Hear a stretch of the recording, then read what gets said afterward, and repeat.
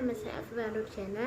Saya di sini akan mengaji kasus tentang dugaan korupsi bansos COVID-19 oleh Juliari Batubara. Sebelumnya, marilah kita lihat fakta visualnya terlebih dahulu.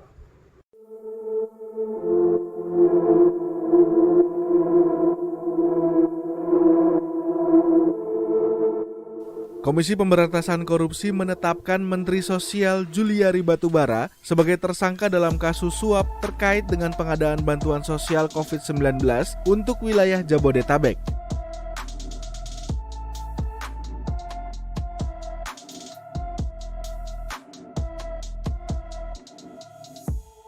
Sebelum menetapkan status tersangka terhadap Juliari, KPK sebelumnya juga telah melakukan OTT terhadap pejabat eselon 3 Kementerian Sosial. Ketua KPK Firly Bahuri mengatakan bahwa terdapat 5 orang yang ditetapkan sebagai tersangka dan salah satunya adalah Menteri Sosial Juliari. Kelima tersangka tersebut diduga terlibat dan menerima uang bansos penanganan COVID-19 sehingga mereka terlibat dalam dugaan tindak pidana korupsi berupa penerimaan hadiah atau janji oleh penyelenggara negara. Diketahui, Kemensos telah menyalurkan 3 program bantuan sosial untuk penanganan COVID-19 dengan total nilai mencapai 45 triliun rupiah. Firly juga menjelaskan, dugaan korupsi terjadi saat Kemensos menyalurkan sembako dengan 2 tahap senilai total 5,9 triliun rupiah. Tiap paket sembako seharga Rp300.000 dan fee tiap paket Rp10.000. Isi dari masing-masing sembako tersebut ada 10 jenis barang, diantaranya adalah beras, mie instan, sarden, saus sambal, kecap, susu, minyak goreng, teh celup, dan sabun mandi. Pada pendistribusian bansos tahap pertama, fee yang diterima diduga senilai 12 miliar rupiah dan Juliari menerima uang tunai senilai 8,2 miliar rupiah. Kemudian penyaluran bansos tahap kedua terkumpul fee sekitar 8,8 miliar rupiah sejak Oktober hingga September 2020 dan kedua aliran dana tersebut diduga untuk membiayai keperluan pribadi Juliari.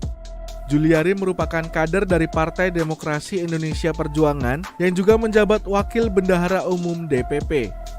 Kiprah politik pria kelahiran Jakarta 22 Juli 1972 tersebut dimulai saat dirinya menjadi anggota Badan Pemenangan Pemilu Pusat PDIP pada 2003 dan 2008. Sebelum terjun ke dunia politik, Juliari pernah menjabat sebagai Dirut PT Wira Swasta Gemilang Indonesia dan Dirut PT Arlinto Perkasa Buana pada 2003, lalu pada 2004 Direktur PT Buana Energi dan Komisaris Utama PT Tridaya Mandiri pada 2005. Sebagai tersangka korupsi program bantuan sosial penanganan COVID-19 oleh KPK, Menteri Sosial Juliari Peter Batubara menuai beragam komentar dari warganet yang geram. Bahkan hingga Minggu siang, tagar Mensos dan Ketua KPK masih menjadi trending topik. Banyak pula komentar kecaman dari warganet atas kasus korupsi yang melanda anggota kabinet pemerintahan Presiden Joko Widodo. Pasalnya, Presiden Jokowi dengan tegas mengimbau jajarannya agar tidak ada yang main-main soal akuntabilitas penggunaan anggaran, khususnya anggaran untuk penanganan COVID-19. Hal itu sempat disampaikan Jokowi saat membuka rapat koordinasi nasional pengawasan intern pemerintah tahun 2020 melalui video conference dari Istana Merdeka, Jakarta pada Senin 15 Juni 2020 lalu.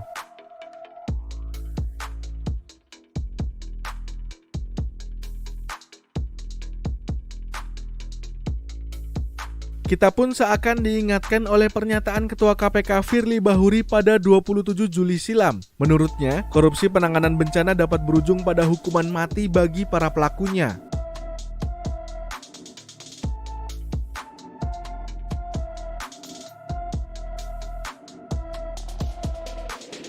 Kita lihat, apakah pernyataan Kepala Negara dan Ketua KPK ini hanya gertak sambal?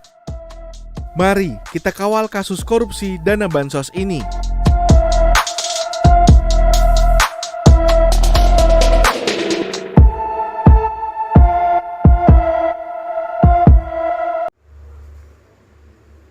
Selanjutnya, saya akan menjelaskan apa korupsi itu.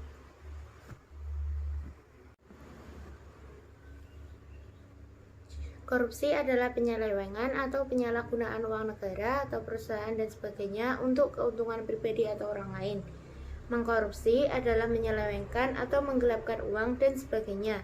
Arti lain korupsi adalah tindakan atau efek dari membuat seseorang berubah dari status perilaku moral menjadi tidak bermoral.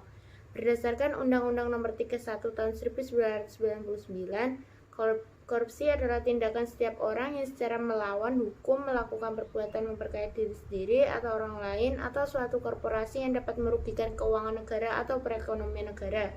Korupsi juga diartikan sebagai tindakan setiap orang yang dengan tujuan menguntungkan diri sendiri atau orang lain atau suatu korporasi. Juga menyalahgunakan kewenangan, kesempatan, atau sarana yang ada padanya karena jabatan atau kedudukan yang ada dapat merugikan keuangan negara atau perekonomian negara. Penyebab korupsi meliputi dua faktor, yaitu faktor internal dan eksternal.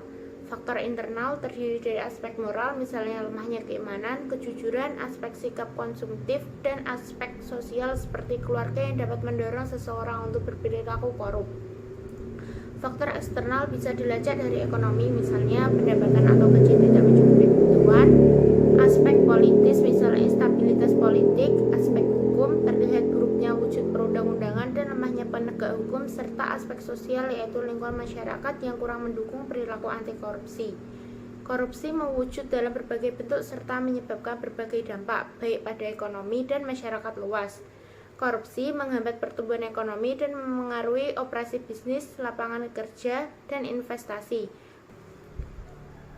Korupsi juga mengurangi pendapatan pajak dan efektivitas berbagai program bantuan keuangan. Tingginya tingkat korupsi pada masyarakat luas berdampak pada menurunnya kepercayaan terhadap hukum dan supremasi hukum, pendidikan, dan akibatnya kualitas hidup seperti akses ke infrastruktur hingga perawatan kesehatan. Dalam konferensi pers yang digelar Komisi Pemberantasan Korupsi atau KPK pada Minggu 6 Desember 2020, Ketua KPK Firly Bahuri menyebut Menteri Sosial Zulairi Batubara dikenakan pasal 12 huruf A atau 12 huruf B atau pasal 11 Undang-Undang Pemberantasan Tindak Pidana Korupsi. Saat ditanya, apakah Mensos Zulairi juga akan dijerat dengan pasal 2 ayat 2 Undang-Undang Pemberantasan Tindak Pidana Korupsi, Firly mengatakan masih akan didalami. Pasal 2 ayat 1 Undang-Undang Nomor 20 Tahun 2001 tentang pemberantasan tindak pidana korupsi berbunyi, setiap orang yang secara melawan hukum melakukan perbuatan memperkaya diri sendiri atau orang lain atau suatu korporasi yang dapat merugikan keuangan negara atau perekonomian negara dapat dipenjara dengan penjara seumur hidup atau pidana penjara paling singkat 4 tahun dan paling lama 20 tahun. Pasal 2 ayat 2 dalam hal tindak pidana korupsi sebagaimana dimaksud dalam pasal ayat 1 dilakukan dalam keadaan tertentu, pidana mati dapat dijatuhkan. Namun demikian, peneliti dari Pusat Kajian Anti Korupsi Universitas Gadjah Mada atau PUKAD UGM, Zainur Rahman menilai Mensos Zulairi tidak bisa dijerat dengan pasal 2 ayat 2. Dalam pemahamannya, frasa merugikan keuangan negara harus dibuktikan KPK dengan menunjukkan bahwa suap yang diduga diterima Mensos Zulairi berasal dari APBN. Selain itu, frasa dalam keadaan tertentu pada ayat 2 merujuk pada keadaan bencana alam nasional atau krisis ekonomi atau moneter. Sejauh ini, dari KPK, suap 10% itu pemberian dari penyedia barang dan jasa, sehingga tidak memenuhi rumusan pasal 2 ayat 1. Kemudian, banyak yang menyangka COVID-19 ini bencana alam nasional. Pandemi COVID-19 ini ditetapkan pemerintah sebagai bencana nasional non-alam, sehingga menurut saya tidak bisa digunakan rumusan bencana alam. Adapun Mensos Zulairi, kata Firly, akan ditahan selama 20 hari sejak 6 Desember sampai 25 Desember 2020 di Rutan KPK Cabang Pom-Dam Jaya Guntur. Sekian yang dapat saya sampaikan, kurang lebihnya mohon maaf. Wassalamualaikum warahmatullahi wabarakatuh.